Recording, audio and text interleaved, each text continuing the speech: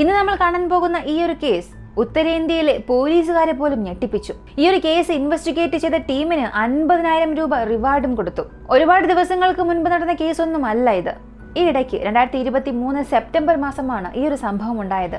ഇത്രയും ബുദ്ധിമുട്ടുള്ള ഒരു കേസ് വെറും 2.5 മാസത്തിൽ ഒരേ ഒരു തെളിവ്, ഒരേ ഒരു തുറിപ്പ് ചീട്ട് ഉപയോഗിച്ച് പോലീസ് സോൾവ് ചെയ്തു. അതുകൊണ്ടാണ് ആ ഒരു ടീമിന് 50,000 രൂപ റിവാർഡ് കൊടുത്തത്. അങ്ങനെ ഇതെന്ത് കേസാണ്? പോലീസ് അത് എങ്ങനെയാണ് സോൾവ് ചെയ്തത്?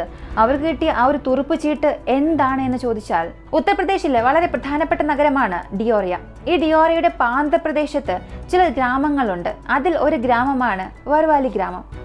സെപ്റ്റംബർ മാസം 30-ാം തീയതി ആ ഗ്രാമത്തിലെ ജനങ്ങൾ എപ്പോഴത്തെയും പോലെ അതിരാവിലെ എഴുന്നേറ്റ് കൃഷിസ്ഥലത്തേക്ക് ജോലി ചെയ്യാൻ പോകുന്നു. അപ്പോൾ വയലിൽ റോഡിനടുത്തായി ഒരു വലിയ ട്രോളി ബാഗും തൊട്ടടുത്തൊരു മെത്തയും ഉണ്ടായിരുന്നു. ഈ വന്ന ആളുകളും ഇതെന്താണ് ഇവിടെ ഒരു ബാഗ്, വളരെ വ്യത്യസ്തമായി തോന്നല്ലോ എന്ന് കരുതി അതിനടുത്തേക്ക് പോയി. അടുത്തേക്ക് പോകുന്തോറും ആ ട്രോളി ബാഗിൽ നിന്നും വല്ലാത്തൊരു ദുർഗന്ധം വരാൻ തുടങ്ങി. എന്തായാലും പ്രശ്നമില്ല എന്ന് പറഞ്ഞ് ആ ഗ്രാമത്തിലെ ചില ജനങ്ങൾ ആ ബാഗ് തുറന്നു നോക്കി. അങ്ങനെ തുറന്നപ്പോൾ അകത്ത് ഒരു പെൺകുട്ടിയുടെ വെട്ടിയ 2 കാലുകളായിരുന്നു ഉണ്ടായിരുന്നത്.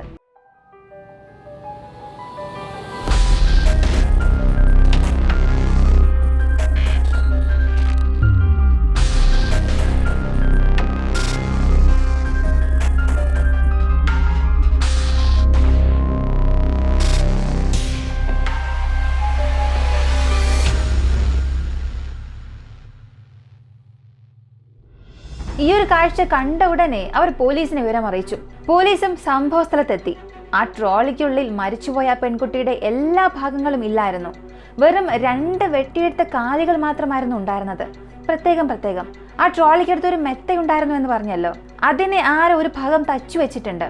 ഒരുപക്ഷെ ഈ ഒരു സംഭവം ചെയ്തവനായിരിക്കും അത് ചെയ്തിട്ടുണ്ടാവുക.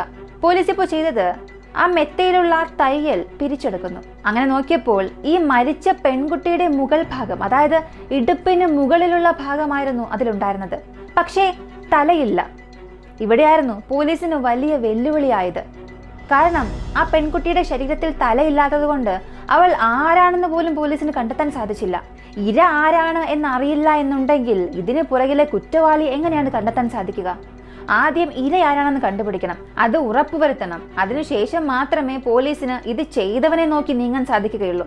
ഇപ്പൊ പോലീസിന് അറിയാവുന്നതെല്ലാം ശരീരം അഴുകിയ അവസ്ഥയിലായിരുന്നു.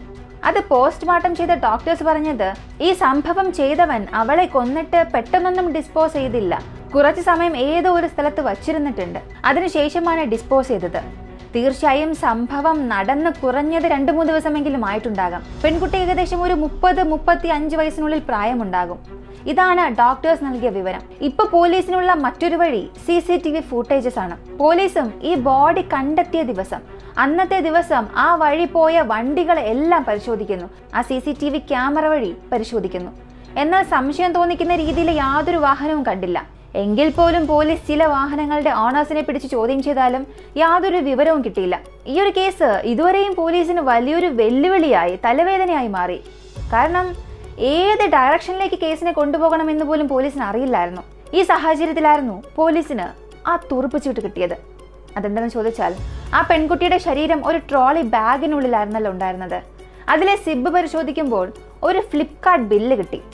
ആ ബില്ലിലുള്ള അഡ്രസ് എവിടെയാണെന്ന് നോക്കിയപ്പോൾ ഗോരഖ്പൂരിലുള്ള ഒരു സ്പായുടെ അഡ്രസ് ആയിരുന്നു. ഫ്ലിപ്കാർട്ടിൽ ചെന്ന് ആ ഒരു ബില്ലിനെ കുറിച്ച് അന്വേഷിക്കുമ്പോൾ ഖുഷ്ബു എന്ന പെൺകുട്ടിയാണ് ഈ ഒരു പ്രോഡക്റ്റ് വാങ്ങിയത്.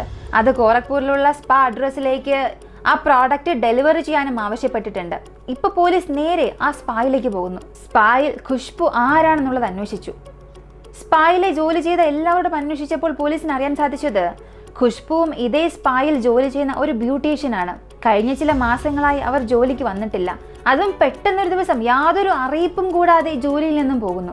വീണ്ടും അവളെക്കുറിച്ച് അന്വേഷിക്കുമ്പോൾ അറിയാൻ കഴിഞ്ഞത് അവർക്ക് 2016 വിവാഹം കഴിഞ്ഞു. അതൊരു പ്രണയ വിവാഹമായിരുന്നു.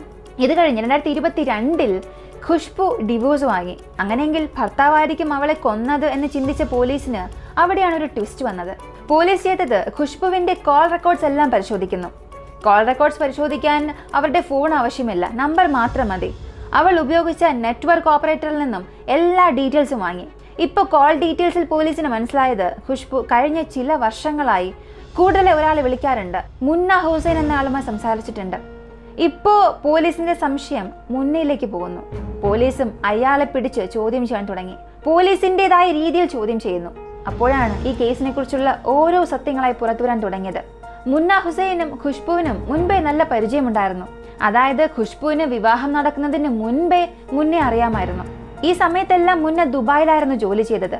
ഖുഷ്ബുവും മുന്നയും ഫോണിലായിരുന്നു സംസാരിച്ചു കൊണ്ടിരുന്നത്.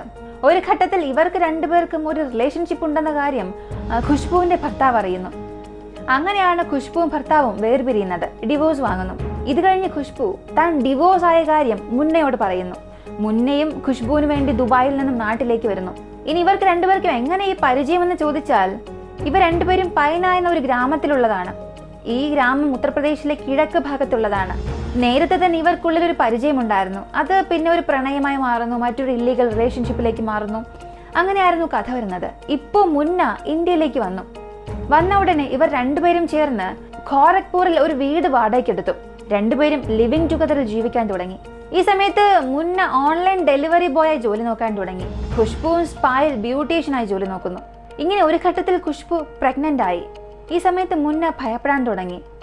രണ്ടുപേർക്കും വലിയ ജോലിയൊന്നും തന്നെ ഇല്ല. രണ്ടുപേരുടെ ശമ്പളവും വളരെ കുറവാണ്, ഒന്നിനും തികയില്ല. ഇപ്പോൾ മുന്ന ഖുഷ്ബുവിനോട് അബോർഷൻ ചെയ്യാൻ ആവശ്യപ്പെട്ടു. എന്നാൽ ഖുഷ്ബുവിന് അതിൽ താല്പര്യമില്ലായിരുന്നു. അങ്ങനെ ഈ ഒരു കാര്യത്തെ ചൊല്ലി രണ്ടുപേർക്കും ഇടയിൽ ദിവസവും പ്രശ്നങ്ങൾ വരാൻ തുടങ്ങി. ഒരു ദിവസം ആ ഒരു പ്രശ്നം വലുതാവുകയും മുന്ന ഖുഷ്ബുവിനെ അടിച്ചു. അവളെ പിടിച്ച് തള്ളിയിട്ടതിൽ അവളുടെ തല ചുമരിൽ ചെന്നിടിച്ചു. അവൾക്ക് അപ്പോൾ തന്നെ ബോധം നഷ്ടമായി. സാധാരണ സിനിമകളിൽ എങ്ങനെയാണ് കാണിക്കുന്നത്, ഹീറോയോ ഹീറോയിനോ അല്ലെങ്കിൽ വളരെ പ്രധാനപ്പെട്ട ഏതെങ്കിലും വ്യക്തിയോ ചുമരിൽ തല ചെന്ന് ഇടിച്ചാൽ അവർ പെട്ടെന്ന് തന്നെ മരിക്കും, ഇങ്ങനെയൊക്കെ ആയിരിക്കും കാണിക്കുന്നത്. പക്ഷെ സത്യത്തിൽ അങ്ങനെയൊന്നും സംഭവിക്കില്ല. സിനിമയിലെങ്കിലും മനുഷ്യർ കുറച്ച് നല്ലവരുണ്ടാകും. എന്നാൽ യഥാർത്ഥ ജീവിതത്തിൽ മനുഷ്യരെന്നത് സിനിമയെക്കാട്ടിലും വളരെ മോശമായവരായിരിക്കും. ഇപ്പോൾ ഖുഷ്ബുവിന്റെ തലയിൽ മുറിവുണ്ടായല്ലോ, അവൾ മരിച്ചിട്ടില്ല, അവൾക്ക് ബോധം നഷ്ടമായി. ഇക്കാര്യം മുന്നയ്ക്കും അറിയാം. എന്നാൽ മുന്നേ ചെയ്തത് ആ ഒരു അവസരം പ്രയോജനപ്പെടുത്തി ഖുഷ്ബുവിനെ കഴുത്ത് ഞെരിച്ചു കൊല്ലുന്നു. ഖുഷ്ബുവിനെ കൊന്നതിന് ശേഷം അവളുടെ ശരീരം 4 കഷ്ണങ്ങളാക്കി വെട്ടി. അവളുടെ 2 കാലുകൾ പ്രത്യേകം വെട്ടിയെടുത്തു, തല പ്രത്യേകം വെട്ടി, ശരീരഭാഗം ഇടുപ്പിന് മുകളിലുള്ള ഭാഗം പ്രത്യേകം വെട്ടിയെടുത്തു. നേരത്തെ പറഞ്ഞതുപോലെ കാലുകൾ ട്രോളി ബാഗിനുള്ളിലാക്കി, ശരീരഭാഗത്തെ ഒരു മെത്തയ്ക്കുള്ളിലാക്കി തയ്ച്ചു വെച്ചു. ഇത് കഴിഞ്ഞ് രാത്രി സമയത്ത് ആ വഴി പോകുന്ന ഒരു പിക്കപ്പ് ട്രക്കിനുള്ളിൽ ഈ ലഗേജ് കയറ്റുന്നത് പോലെ അവളുടെ ശരീരം കയറ്റി. ഈ പിക്കപ്പ് ട്രക്ക് പോകുന്ന വഴിയിൽ ബോബാർ എന്നൊരു ബ്രിഡ്ജുണ്ട്. അതിന് താഴെ ഒരു നദി ഒഴുകുന്നുണ്ട്. ഈ ബ്രിഡ്ജിലൂടെ വണ്ടി പോയപ്പോൾ തന്നെ ഖുഷ്ബുവിന്റെ ആധാർ കാർഡ്, അവളുടെ മൊബൈൽ ഫോൺ, വസ്തുക്കൾ എല്ലാം അവിടെ വലിച്ചെറിയുന്നു. ഇതിനുശേഷം ഡിയോറി നഗരത്തിന് അടുത്തുള്ള ഒരു ഗ്രാമത്തിനടുത്ത് ഈ വണ്ടി വരുമ്പോൾ, വണ്ടി ഓടിച്ചുകൊണ്ടിരുന്ന വണ്ടി അയാളുടെ എന്തോ ആവശ്യത്തിന് വേണ്ടി ആ കൃഷിസ്ഥലത്തിനടുത്തായി, വയലിനടുത്തായി വണ്ടി ഒന്ന് നിർത്തുന്നു. ഈ സമയത്ത് മുന്ന ഖുഷ്ബുവിന്റെ ശരീരങ്ങളുള്ള ആ ഒരു ട്രോളി ബാഗും മെത്തയും അവിടെ വലിച്ചെറിയുന്നു. ഈ ഒരു കേസ് ഖുഷ്ബുവിന്റെ ശരീരഭാഗങ്ങൾ കിട്ടി 2.5 മാസത്തിൽ പോലീസ് സോൾവ് ചെയ്തു. സെപ്റ്റംബർ 30-ാം തീയതിയാണ് അവളുടെ ശരീരഭാഗങ്ങൾ കിട്ടിയത്. ഡിസംബർ മാസം പകുതിയോടുകൂടി പോലീസ് ഈ ഒരു കേസ് സോൾവ് ചെയ്തു. ഇത്രയും ബുദ്ധിമുട്ടുള്ള ഒരു കേസ്, ഇര ആരാണെന്ന് പോലും കണ്ടുപിടിക്കാൻ പ്രയാസമുള്ള ഒരു കേസ് പോലീസ് സോൾവ് ചെയ്തത് കൊണ്ട് തന്നെ ഡിയോറി IG ഈ ഒരു കേസ് അന്വേഷിച്ചവർക്ക് 50,000 രൂപ റിവാർഡ് കൊടുത്തു. സത്യം പറഞ്ഞാൽ ഇക്കാര്യങ്ങളെക്കുറിച്ച് സംസാരിക്കുമ്പോൾ നമുക്ക് തന്നെ ഒന്നും മനസ്സിലാകില്ല. എന്തുകൊണ്ടാണ് ഇന്നത്തെ കാലത്ത് 2 പേർ ഒരു ബന്ധത്തിനുള്ളിലേക്ക് പോകുന്നു എന്ന് പോലും അറിയില്ല. കാരണം ആ ഒരു പെൺകുട്ടിയെ പോലും നിന്നെ കൊണ്ട് കൊല്ലാൻ സാധിക്കുന്നു എന്നുണ്ടെങ്കിൽ, നീ ഇഷ്ടപ്പെടുന്ന പെൺകുട്ടിയെ നീ കൊല്ലുന്നു എന്നുണ്ടെങ്കിൽ, അപ്പോൾ ആ ഒരു ബന്ധത്തിൽ എവിടെയാണ് പ്രണയമുള്ളത്, എവിടെയാണ് സ്നേഹമുള്ളത്, എവിടെയാണ് സത്യസന്ധതയുള്ളത്? ആണാണോ പെണ്ണാണോ ആരായിരുന്നാലും കാണാൻ സുന്ദരനാണോ, ജോലിയുണ്ടോ, സമ്പത്തുണ്ടോ, കാറുണ്ടോ, വീടുണ്ടോ, ഇതൊന്നും നോക്കരുത്. യഥാർത്ഥത്തിൽ അവന് നിന്നോട് സ്നേഹമുണ്ടോ, ആത്മാർത്ഥതയുണ്ടോ, അതാണ് നോക്കേണ്ടത്. നാളെ എന്ത് സംഭവിക്കുമെന്ന് നമുക്കറിയില്ല. ഇന്ന് നമ്മുടെ കയ്യിലുള്ളതും നിരന്തരമല്ല.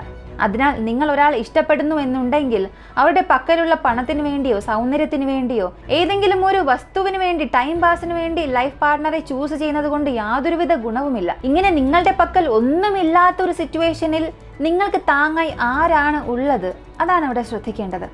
ഇന്നത്തെ കാലത്ത് ഏതൊരു ബന്ധത്തിനും ആത്മാർത്ഥത ഇല്ല എന്ന് തന്നെ പറയാം. അത് ഏത് ബന്ധമായാലും. ഈ ഒരു വീഡിയോയെ കുറിച്ചുള്ള നിങ്ങളുടെ അഭിപ്രായം എന്താണെന്നുള്ളത് കമന്റിൽ പറയുക.